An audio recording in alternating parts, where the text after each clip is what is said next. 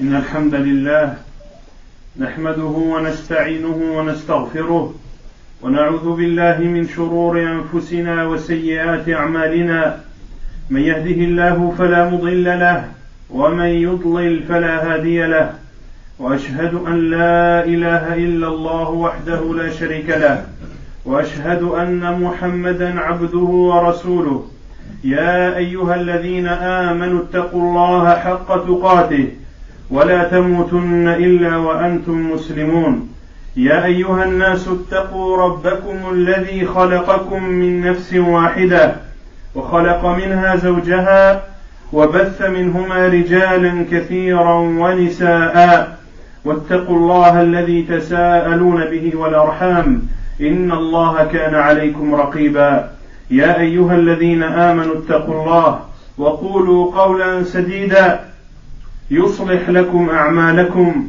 ويغفر لكم ذنوبكم ومن يطع الله ورسوله فقد فاز فوزا عظيما أما بعد فإن خير الكلام كلام الله وخير الهدي هدي محمد صلى الله عليه وسلم وشر الأمور محدثاتها وكل محدثة بدعة وكل بدعة ضلالة وكل ضلالة في النار أما بعد فحديثنا اليوم معشر المسلمين هو حول شرب الخمر فشرب الخمر معصية عظيمة نهى الله عز وجل عنها وحذر منها وحرمها على المسلمين فالخمر مذهبة لعقل الإنسان يستوي الإنسان عند شربها بالبهائم ويفعل ما لا يمكن أن يفعله حال صحوه قبل شربها لهذا حرمها الله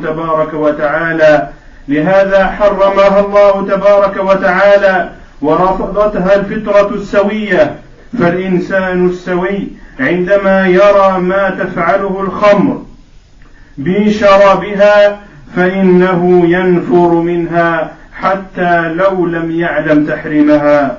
يروي ابن كثير رحمه الله في كتابه البداية والنهاية أن عاصم المنقري وهو من سادات العرب قبل الجاهلية أو من سادات العرب في الجاهلية حرم على نفسه الخمر قبل الإسلام وذلك لأنه سكر يوما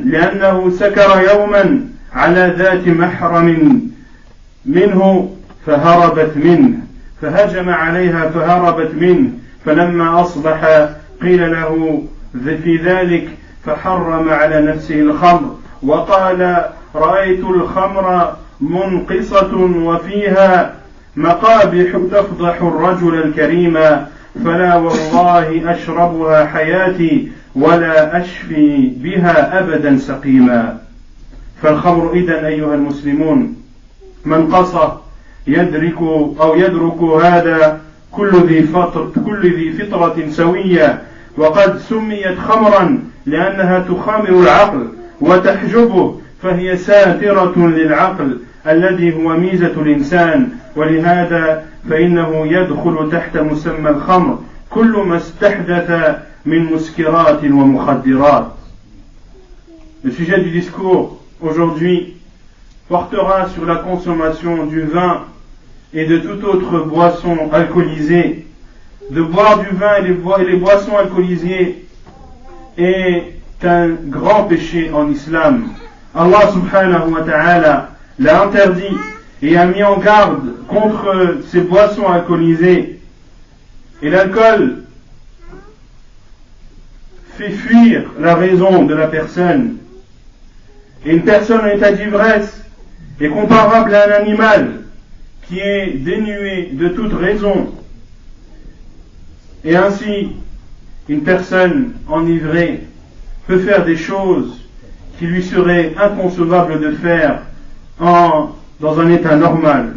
Ainsi, Allah subhanahu wa ta'ala a interdit la consommation de l'alcool. Et les personnes douées du sens inné, les personnes dont le sens inné n'a pas été changé, n'a pas été altéré, rejettent les boissons alcoolisées et la consommation de l'alcool. Même s'ils n'en connaissent pas l'interdiction, en voyant uniquement les effets néfastes, cela leur suffit pour s'éloigner de cette chose ignoble. Et Ibn Kathir, rahimahullah, rapporte dans son livre qu'un dirigeant des Arabes, avant l'arrivée de l'islam, avait consommé de l'alcool jusqu'à en être ivre, et il a voulu avoir des rapports avec une femme qui lui est interdite au mariage, et elle a réussi à s'enfuir. Et le lendemain matin, lorsque l'on lui a dit la chose qu'il s'apprêtait à faire, il a dit et a interdit à lui-même la consommation de l'alcool, et ceci avant même l'arrivée de l'islam. Et il a dit dans un vers de poésie: j'ai bu l'alcool qui est une bassesse et qui rabaisse, et elle humilie les gens honorables. Je jure par Allah que je ne la boirai pas, ou que je ne consommerai pas d'alcool durant mon vivant, et que je n'utiliserai également pas l'alcool comme un médicament. L'alcool et toutes les boissons alcoolisées sont donc des bassesses qui font plonger l'être humain dans le ridicule et dans l'humiliation. Pour cela que l'alcool est appelé khamr en islam, en arabe. Le vin est appelé khamr car il recouvre la raison. Il recouvre la raison. Et tout ce qui a les mêmes effets que l'alcool en a le même jugement.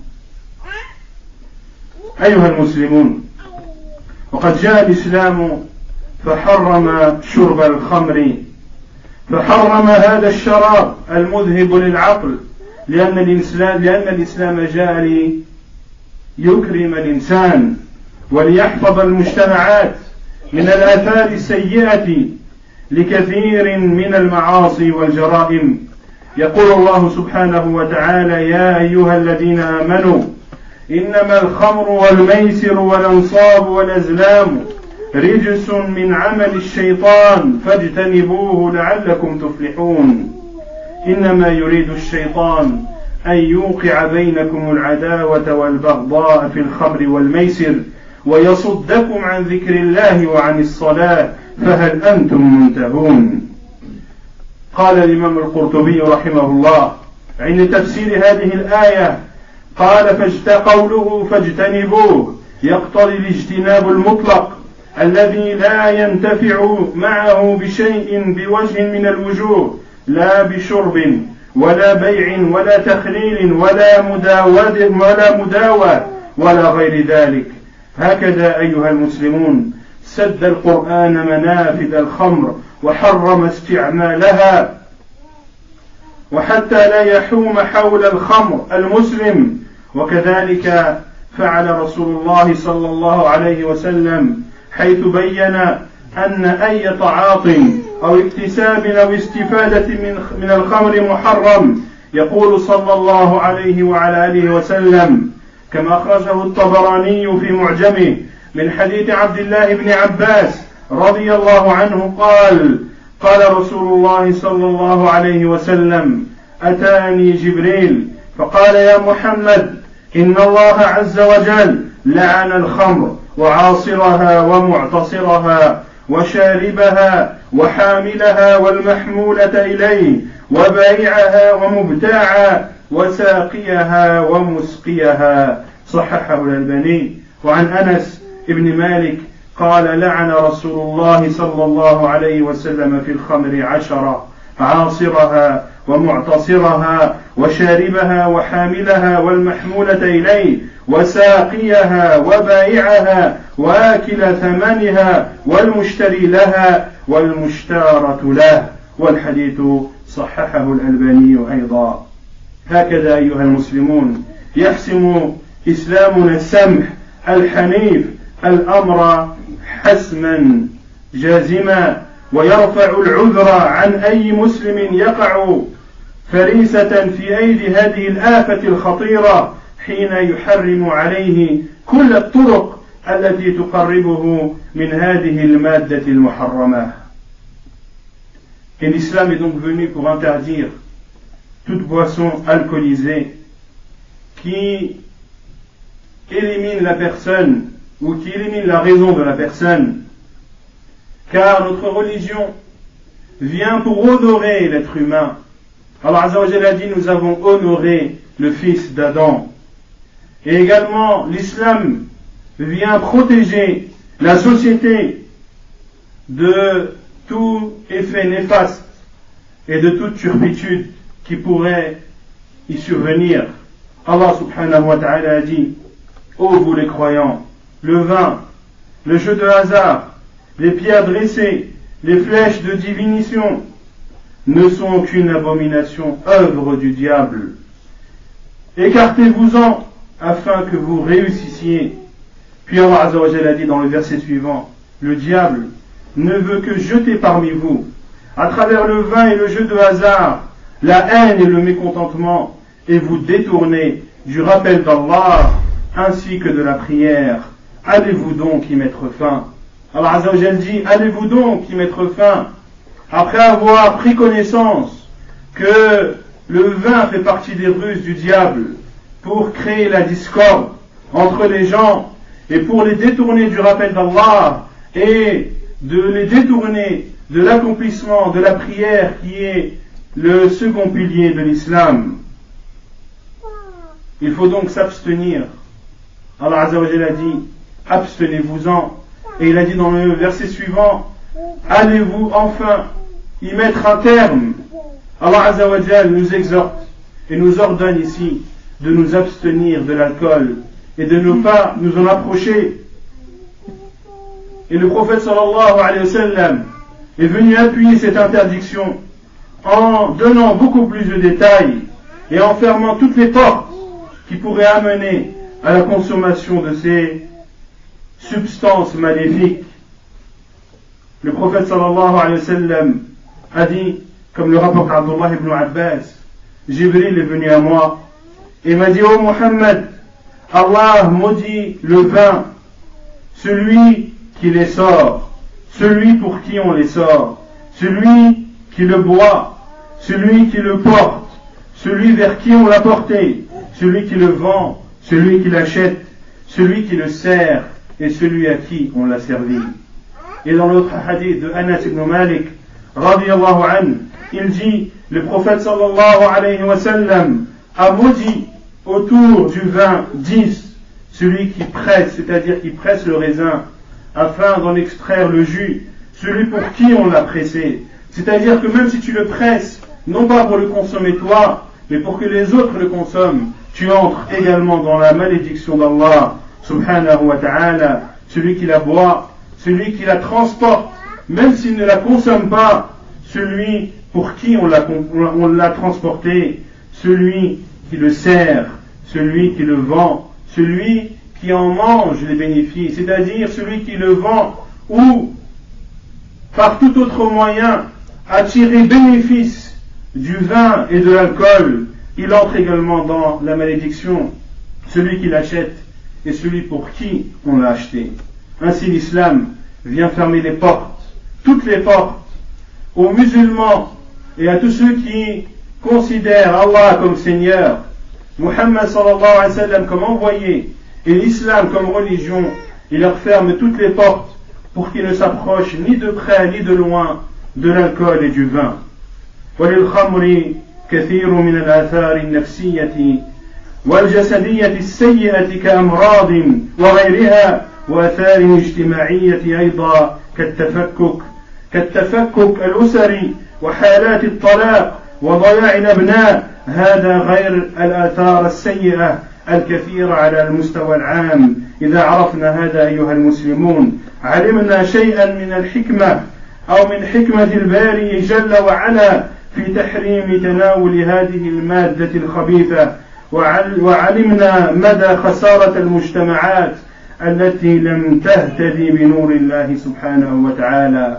وقد حذرنا ديننا الحنيف أيما تحذير من الخمر، بل لقد سماها النبي صلى الله عليه وسلم بأسماء سيئة زيادة في التنفير منها، فسماها أم الخبائث، وهي أم الخبائث حقا. وقال عنها صلى الله عليه وسلم أنها مفتاح كل شر وذلك لأن شاربها يفقد وعيه ورشده فيرتكب أي معصية إذا شربها، فهي تجر إلى السب والشتم وتجر إلى السرقة وتجر إلى الزنا والقتل. يقول صلى الله عليه وسلم: لا تشربوا الخمر فإنها مفاتح كل شر.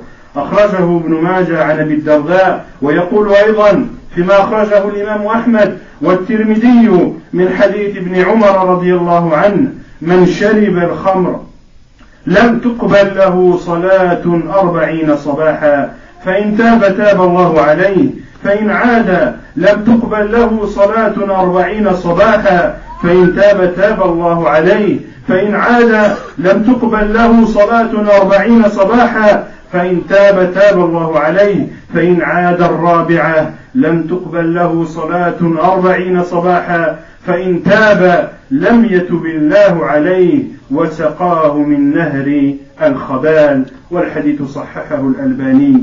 فهل أيها المسلمون بعد هذا التحذير تحذير، وهل بعد هذا النكير نكير؟ فكيف يسمح المسلم بعد هذا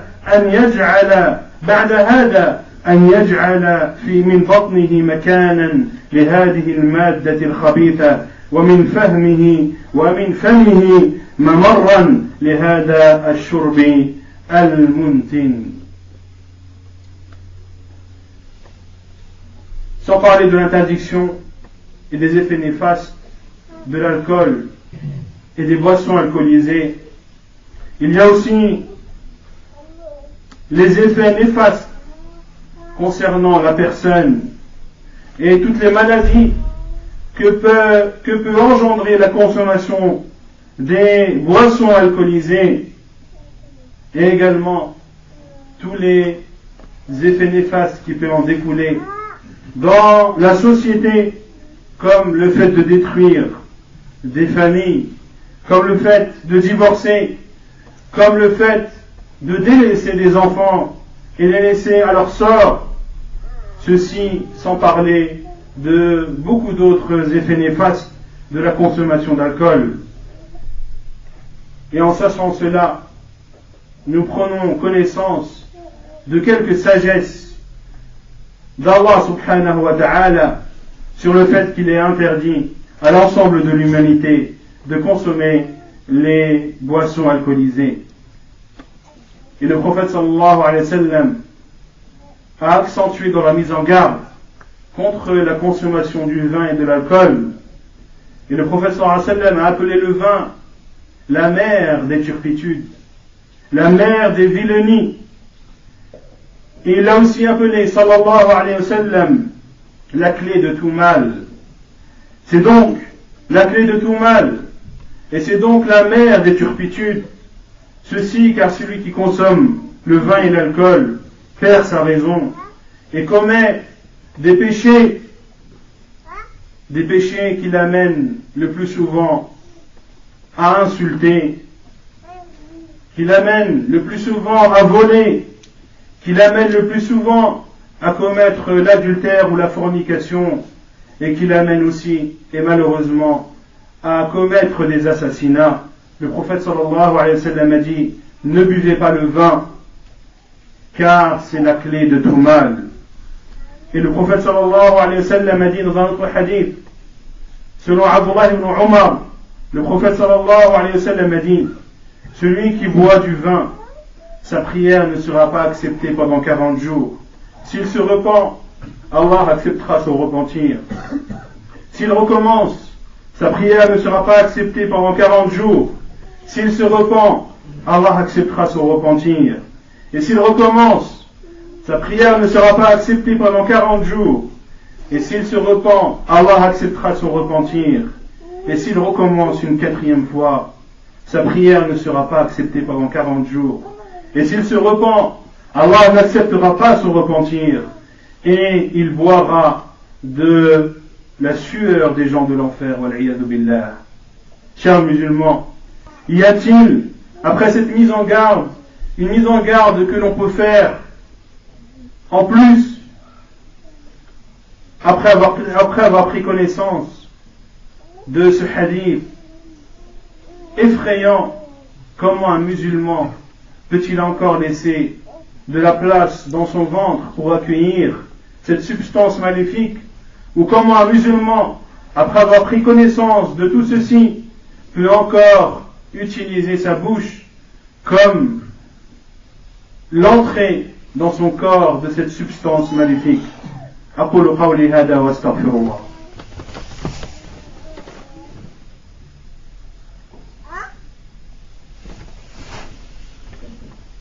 الحمد لله رب العالمين والصلاة والسلام على أشرف الأنبياء وإمام المرسلين نبينا محمد وعلى آله وصحبه أجمعين. أما بعد، لقد سمع أصحاب رسول الله صلى الله عليه وسلم نهي الله سبحانه وتعالى عن الخمر وهي في أيديهم وعلى شفافهم، فأقلعوا عنها وتابوا منها، بل وأهرقوها فورا ولم يسعوا حتى إلى التأكد من التحريم أو الاحتفاظ بها لعلهم يستفيدون منها بشيء.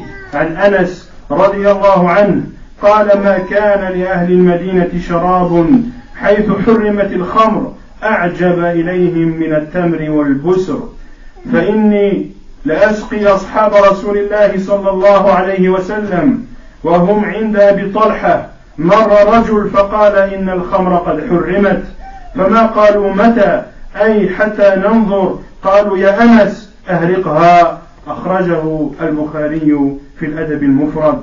وهكذا يكون الامتثال، وهكذا تكون الفطرة السليمة. بل إن من الصحابة من كان ينتظر تحريم الخمر على أحرى من الجمر، لأنه كان يعلم أثرها على سلوك الإنسان وعلى صلاته وعباداته.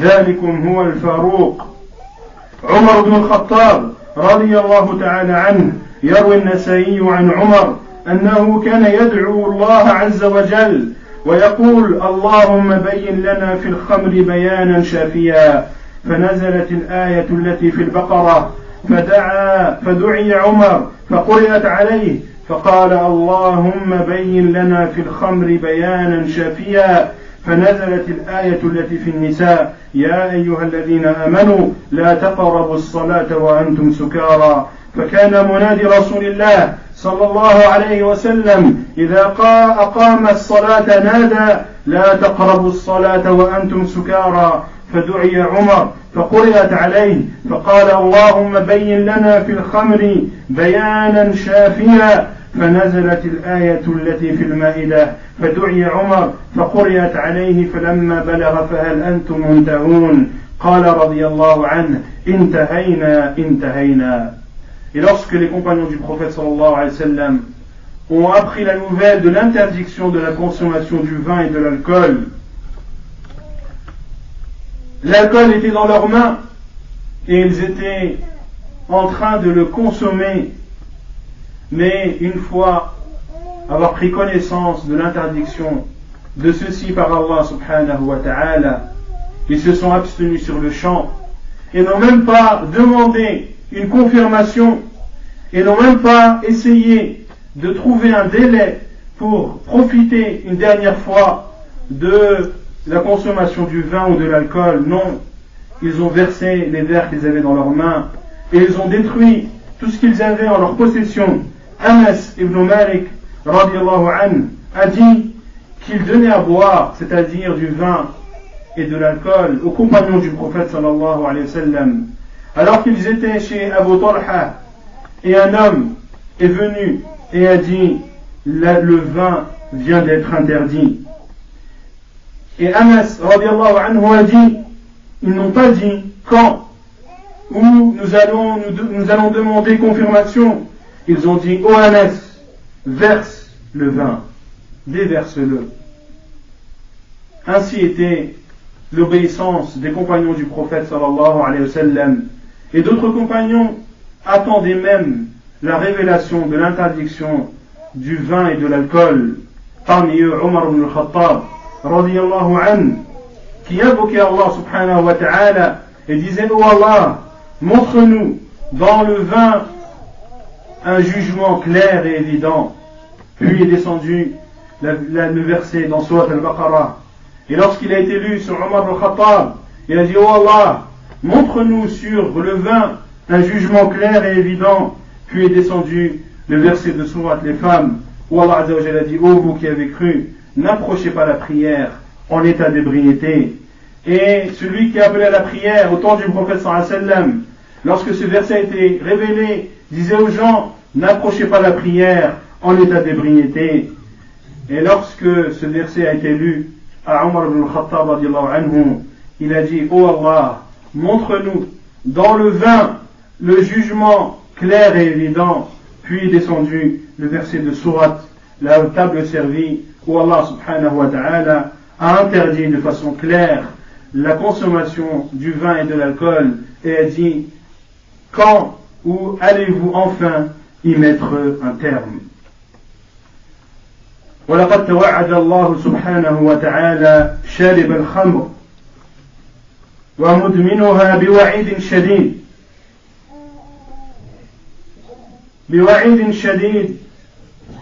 من هذا الوعيد حرمانه من الجنة ومن خمر الجنة الذي قال الله عنه: مثل الجنة التي وعد المتقون فيها أنهار من ماء غير آسن وأنهار من لبن لم يتغير طعمه وأنهار من خمر لذة للشاربين وأنهار من عسل مصفى.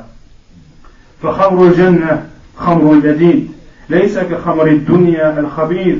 وهذا الخمر اللذيذ الذي يجري نهرا في الجنة وعد الله به المؤمنين الذين يدخلون الجنة. أما من أدمن الخمر في الدنيا لم يدخل الجنة فهو محروم. ومن هذا يقول صلى الله عليه وسلم: لا يدخل الجنة مدمن خمر. حسنه الألباني. ويقول عليه الصلاة والسلام كما في صحيح مسلم: كل مسكر خمر وكل مسكر حرام، ومن شرب الخمر في الدنيا فمات وهو يدمنها لم يتب لم يشربها في الآخرة. ومن هذا الوعيد أيضا أن شارب الخمر يلقى الله سبحانه وتعالى كعابد الأوثان والعياذ بالله. فكما كان في الدنيا عبدا لهذا الشراب الخبيث عاكفا عليه، حشر يوم القيامة كغيره من عباد الأوثان. يقول صلى الله عليه وسلم: من مات وهو مدمن خمر لقي الله وهو كعابد وثن. ومن هذا الوعيد والعياذ بالله أن الله يسقي شارب الخمر من طينة الخبال وهي عرق وعصارة أهل النار. عن جابر بن عبد الله أن رسول الله صلى الله عليه وسلم قال: كل مسكر حرام، وإن على الله لعهدا لمن شرب المسكر أن يسقيه من طينة الخبال عرق أهل النار. أخرجه مسلم. فاتقوا الله أيها المسلمون واحذروا وساوس الشيطان وخطواته. يقول الله تعالى: الشيطان يعدكم الفقر ويأمركم بالفحشاء والله يعدكم مغفرة منه وفضلا والله واسع عليم. Allah Azza wa Jal a mis en garde et a promis le châtiment à celui qui consomme l'alcool et qui s'adonne à sa consommation. Parmi les menaces qu'Allah Azza wa Jal fait sur lui, c'est qu'il ne pourra pas consommer et qu'il sera privé de l'alcool du paradis. Allah Azza wa Jal, lorsqu'il a décrit le paradis dans son Coran, a dit subhanahu wa ta'ala: voici la description du paradis qui a été promis aux pieux. Il y aura là des ruisseaux d'eau qui ne comporteront jamais de mauvaise odeur et des ruisseaux de lait au goût inaltérable. Et Allah Azza wa Jalla dit également: et des ruisseaux d'un vin délicieux à boire, ainsi que des ruisseaux d'un miel purifié. Le vin du paradis est donc un vin délicieux, un vin pur, et non pas comme le vin maléfique et néfaste de cette vie d'ici-bas. Quant à celui qui consomme le vin et l'alcool dans cette vie d'ici-bas, il en sera privé le jour de la résurrection et au paradis, le prophète sallallahu alayhi wa sallam a dit: n'entrera pas au paradis celui qui s'adonne à la consommation du vin et à le même jugement à la consommation de l'alcool.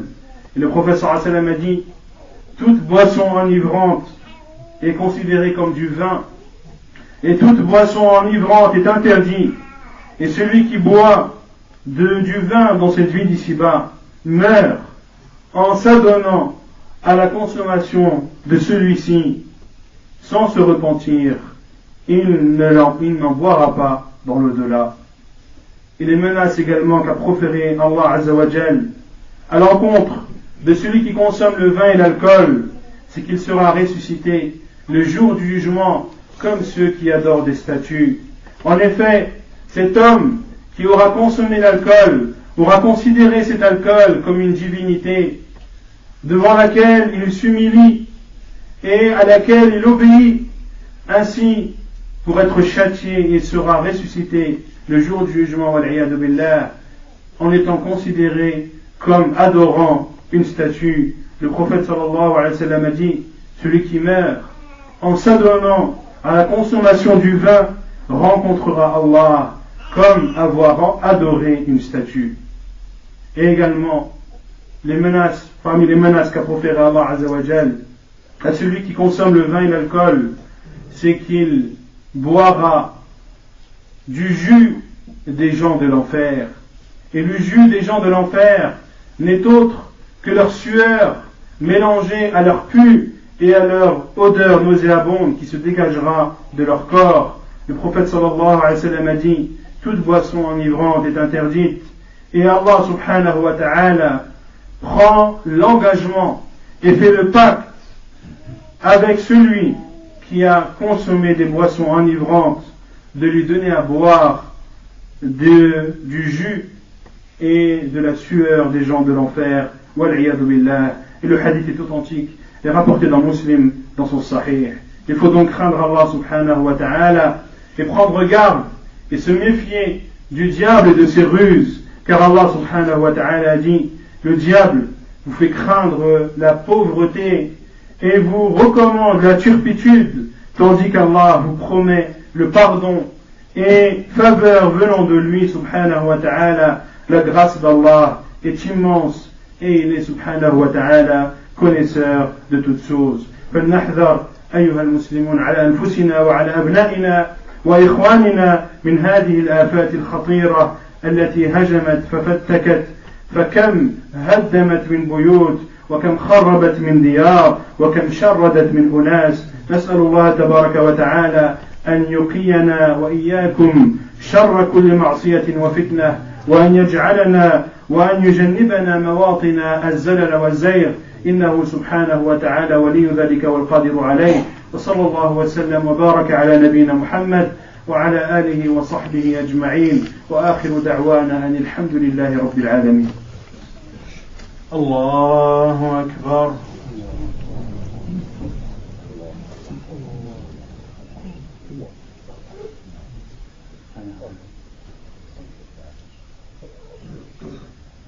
الحمد لله رب العالمين الرحمن الرحيم مالك يوم الدين إياك نعبد وإياك نستعين اهدنا الصراط المستقيم صراط الذين أنعمت عليهم غير المغضوب عليهم ولا الضالين.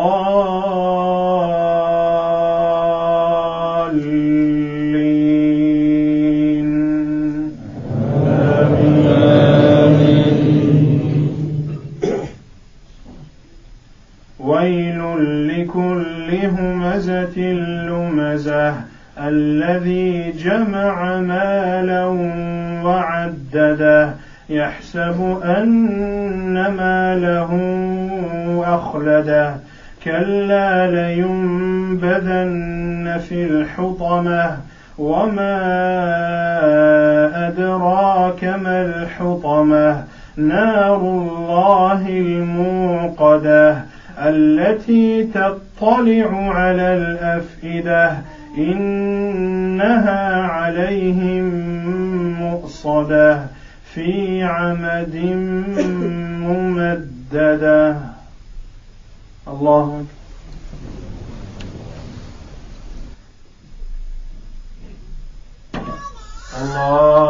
أكبر. الحمد لله رب العالمين الرحمن الرحيم مالك يوم الدين إياك نعبد وإياك نستعين اهدنا الصراط المستقيم صراط الذين أنعمت عليهم غير المغضوب عليهم ولا الضالين.